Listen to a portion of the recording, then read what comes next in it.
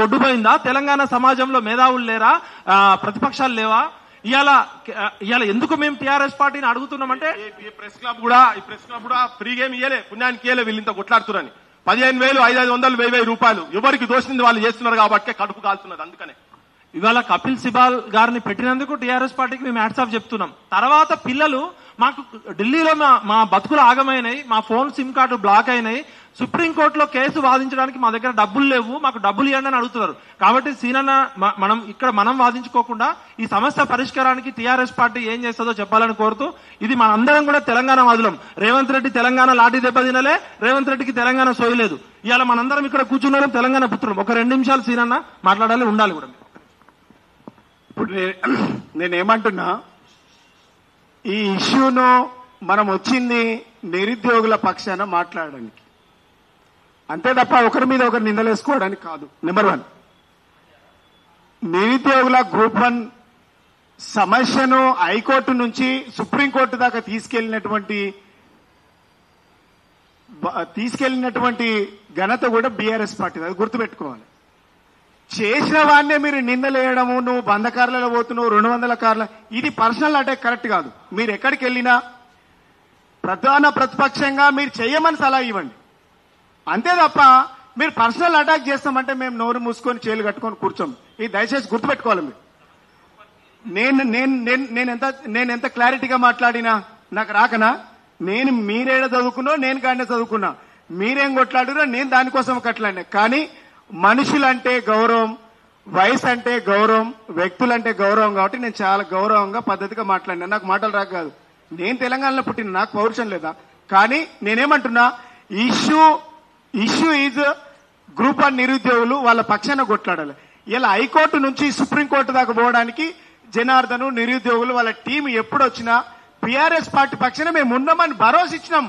ఎవడో మరి ఈ రాష్ట్రంలో చాలా మంది కోన్ కిస్కాగాళ్ళు వచ్చి ఆ రోజు పెద్ద పెద్ద మాటలు మాట్లాడారు కదా కేసీఆర్ మీద. ఆ దొంగ నా కొడుకులు అంతా ఏడికిపోయిండ్రు, పిలవండి. మేధావులు ఏడికిపోయిండ్రు, ఆ రోజు అందరు మాట్లాడిండ్రు కదా.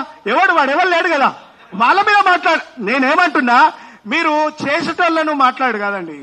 ఎవడైతే దొంగ సాటున్న ముఖం సాటేసుకున్నాడో, పెదవులు మూసుకొని ఇలా కుర్చీలలో ఏసీరంలలో కూర్చొని నిరుద్యోగులు రోడ్ల మీద తిరుగుతూ ఉంటే కనీసం అపాయింట్మెంట్ ఇప్పించనోడు ఉన్నాడు కదా, వాడి గురించి మాట్లాడండి. మీకు చిత్తశుద్ధి ఉంటే, దమ్ముంటే. మేము మాట్లాడేటోళ్ళ గురించి మాట్లాడండి. తెలంగాణకు ఈ తెలంగాణ ప్రజలకు శ్రీరామ రక్షగా అండగా ఉన్నది బీఆర్ఎస్ పార్టీ. ఎవడు మాట్లాడన్నాడు? అన్ని వర్గాల పక్షాన బీఆర్ఎస్ పార్టీ కేసీఆర్ గారు మాట్లాడిండు. ఇవాళ కూడా హైడ్రా లేకుంటే మూసి, లగచర్ల సెంట్రల్ యూనివర్సిటీల పైన మాట్లాడుతుంది బీఆర్ఎస్ పార్టీ. అరే ఇలా రాష్ట్రం అంతా అల్లకోలం అవుతుంది, మరి బీజేపీ పార్టీ ఉంది, మిగిలిన రాజకీయ పార్టీలు ఉన్నాయి, ఒకటి వాటి గురించి మాట్లాడు. ఇలా తెలంగాణ ప్రజలకు శ్రీరామ రక్ష బీఆర్ఎస్ పార్టీ. కానీ చేస్తున్న వాడిని నిందలేసి ఇష్యూను డైవర్ట్ చేయకండి. ఇలా ఈ ఇష్యూ ఢిల్లీ దాకా కపిల్ సిబాల్ అయినా ఇలా సుప్రీంకోర్టులో అడ్వకేట్ కొట్లాడుతుందంటే మేము బైసాబ్ తెలుసుకోండి. మోహిత్ రావు ఎవరైనా, నేనేమంటున్నా కానీ మీరు వ్యక్తిగతంగా పర్సనల్ అటాక్ చేసి ఈ ఇష్యూను డైవర్ట్ చేయకండి. మనం అందరం కలిసి 563 మంది ఉద్యోగాల కోసం 29,000 మంది విద్యార్థులు నిరుద్యోగులు ఉద్యోగాల కోసం రాసిండ్రు. వాళ్ళకి అన్యాయం జరిగింది. రూల్ ఆఫ్ రిజర్వేషన్ అమలు లేదు. ఇలా రిజర్వేషన్లకు వ్యతిరేకంగా ఇలా రిక్రూట్మెంట్ జరుగుతూ ఉన్నది. వాటి మీద ఉమ్మడిగా మాట్లాడి ఇలా దాదాపుగా ఎస్సీ ఎస్టీ బీసీలకు కీలకమైన పోస్టులు ఇలా మళ్ళా 30-40 ఏళ్లు ఆ కీలకమైనటువంటి పోస్టుల్లో లేకుండా పోతున్నారు.